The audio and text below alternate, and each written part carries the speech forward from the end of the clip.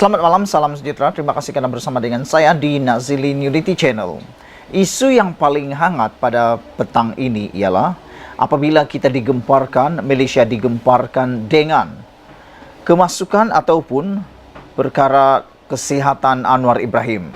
Dikabarkan bahawa Anwar Ibrahim menjalani pemeriksaan di Institut Jantung Negara. Itu sebab beliau tidak dapat hadir acara Taipusam. Perdana Menteri Anwar Ibrahim tidak dapat menghadiri sambutan Taipusam di Batu Caves hari ini kerana menjalani pemeriksaan kesihatan di IJN atau Institut Jantung Negara.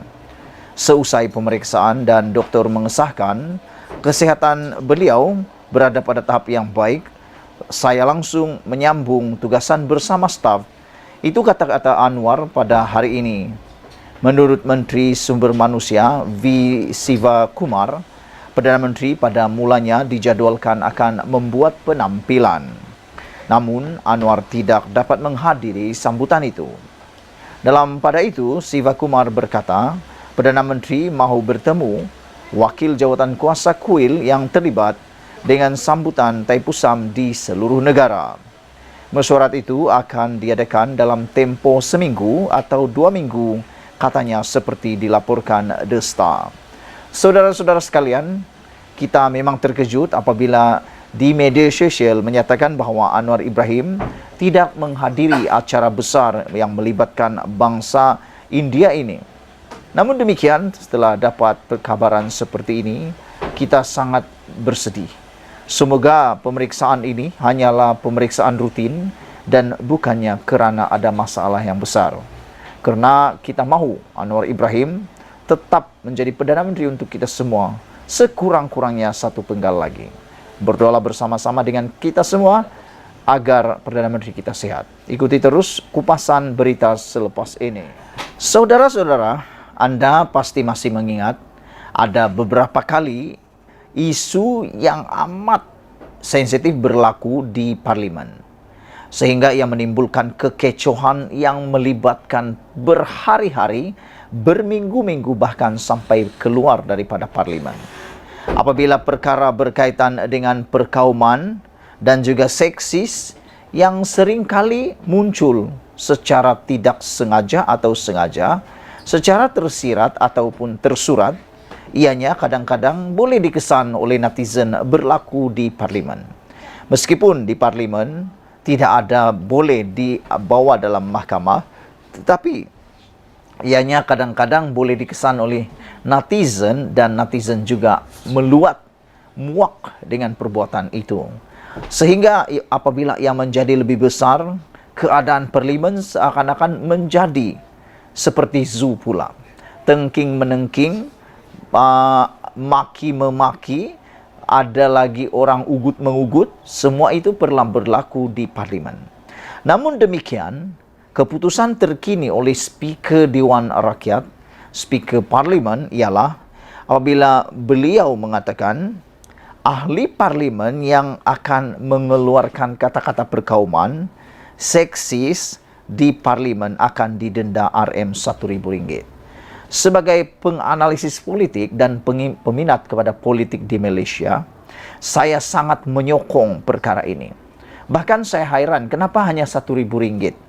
Sepatutnya sebagai menjadi teladan kepada rakyat Malaysia, sebagai menjadi satu pengajaran kepada rakyat Malaysia bahawa kita menolak perkauman dan juga seksis, iaitu gangguan-gangguan berkaitan dengan seksual dan jantina.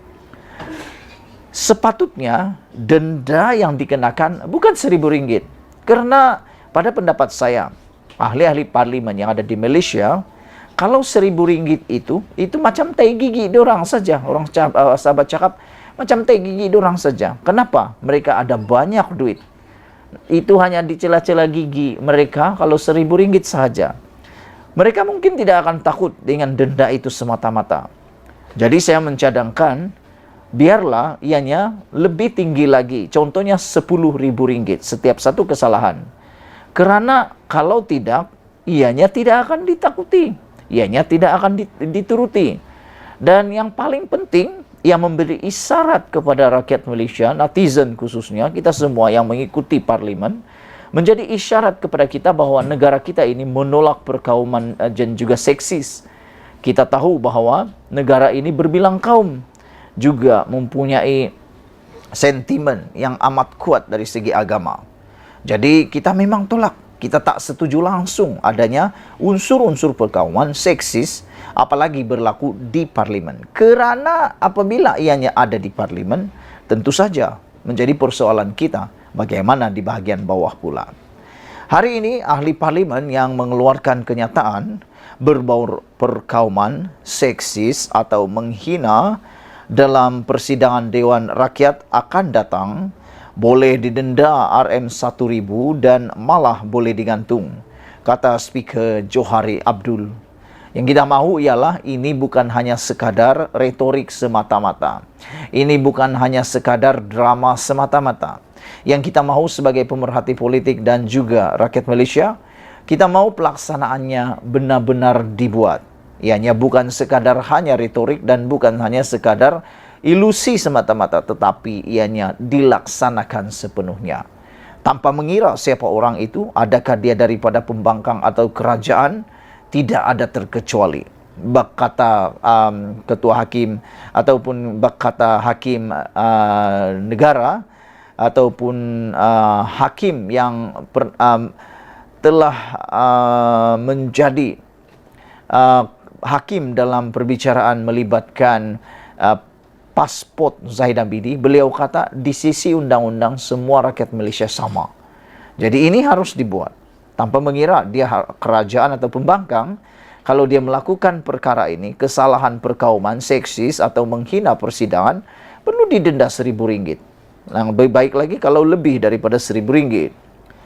Ahli ataupun Speaker Dewan berkata, jawatan kuasa pilihan khas Parlimen juga akan ditubuhkan untuk mengawasi tingkah laku penggubal undang-undang. Johari pada wawancara bersama Berita Harian yang disiarkan hari ini menjelaskan peruntukan untuk mendenda ahli Parlimen yang ingkar RM1.000 sudah wujud di bawah Akta Majlis Parlimen Keistimewaan dan Kuasa 1952. Namun ia tidak pernah digunakan. Malah kita bercadang untuk meningkatkan lagi jumlah denda ini melalui pindaan akta. Melalui pindaan akta itu. Itulah yang saya kata tadi. Saya sangat setuju kalau denda itu ditingkatkan. Bukannya dikurangkan apalagi dilupakan. Selain itu, ahli parlimen yang terbabit juga boleh dihadapkan ke jawatan kuasa hak dan kebebasan parlimen dengan hukuman maksimum digantung daripada parlimen selama 6 bulan. Yang jarang digunakan speaker sebelum ini katanya. Ini bagus. Tapi takut jugalah kan ahli parlimen sengaja pula digantung. Kalau digantung 6 bulan, tidaklah payah datang lagi di parlimen. Takut jugalah kita kan kalau benar-benar ini dibuat yang gantung, ada pula yang sengaja mau digantung. Takut sajalah kan. Kekecewaan suara merupakan perkara biasa di Dewan Rakyat dan kenyataan menghina kadang-kadang dihamburkan. Terdapat juga ahli parlimen yang mengeluarkan kenyataan berbaur perkauman atau seksis. Menjadi amalan biasa untuk speaker meminta ahli parlimen memohon maaf atau menarik balik kenyataan mereka, walaupun ia kadang-kadang gagal mengatur kekecewaan tersebut. Sementara itu, Johari berkata pihaknya akan mengeluarkan garis panduan untuk dirujuk oleh ahli parlimen berhubung kenyataan yang menyinggung perasaan. Speaker berkata ahli parlimen yang mengeluarkan kenyataan menyinggung perasaan mencerminkan diri mereka sendiri selain mengganggu prosiding parlimen. Dia berikrar untuk menamatkan kekecewaan seperti itu. Parlimen akan bersidang pada 13 Februari dan akan bersidang dari Isnin ke Jumaat hingga 30 Mac. Pengecualian adalah pada 24 Februari apabila Perdana Menteri Anwar Ibrahim akan membentangkan belanjawan 2023 yang baru. Saudara, sebelum kita berpisah, sila tinggalkan komen Anda untuk isu kali ini. Adakah Anda juga seperti saya bersetuju dan menyokong tindakan Speaker Dewan Rakyat ini, yaitu mendenda ahli parlimen yang mengeluarkan kata-kata perkauman, seksis dan menghina sidang? Kalau itu yang berlaku, Anda tulis dalam ruangan komen. Sekian dulu untuk kali ini. Jangan lupa tinggalkan komen Anda, tekan butang subscribe. Bye-bye.